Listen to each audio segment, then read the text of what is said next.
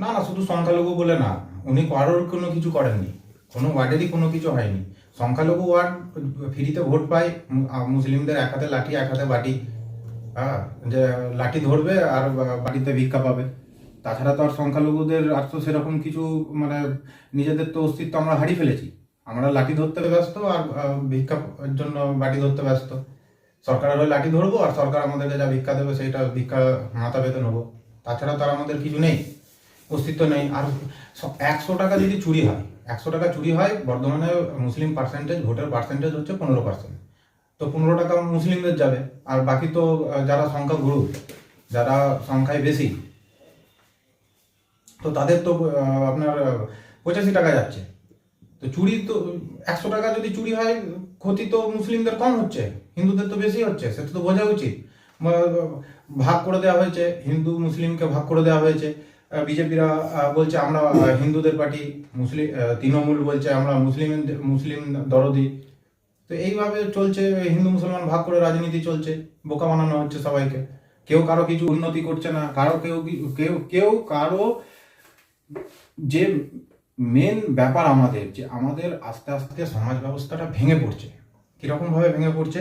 আমাদের কাজ নেই, আমাদের উন্নয়ন নেই, আমাদের আমাদের শিক্ষা, স্বাস্থ্য, স্কুলগুলো আস্তে আস্তে বন্ধ হয়ে যাচ্ছে। আজকে আপনি দেখুন, আমাদের আর্থিকভাবে দুর্বল হচ্ছে মুসলিমরা।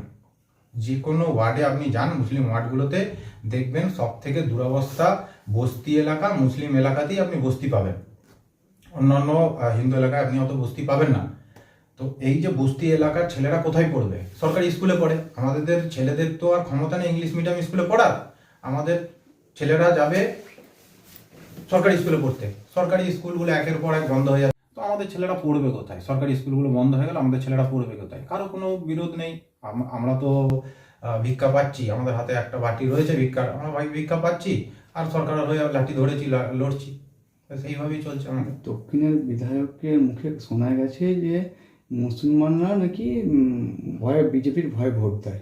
হ্যাঁ, তো উনি তো সামনাসামনি সবসময় বলছেন, ঠিক আছে? এটা শুধু বিধায়কের কথা না, এটা তৃণমূলের প্রত্যেকটা নেতা জেনে গেছে মুসলিম ভোট ফ্রিতে। ওই জন্য মুসলিমদের কোনো উন্নয়নের দরকার নাই। আর মুসলিমরাও বিজেপির ভয়ে, আমাদের ইমান নষ্ট হয়ে গেছে, আমরা উপরওয়ালাকার ভয় খাই না, আমরা বিজেপিকে ভয় খাই, আমরা পুলিশকে ভয় খাই, আমরা তৃণমূলের দাদাদের ভয় খাই। ওই জন্য আমাদের কোনো বিরোধ নেই, প্রতিবাদ নেই।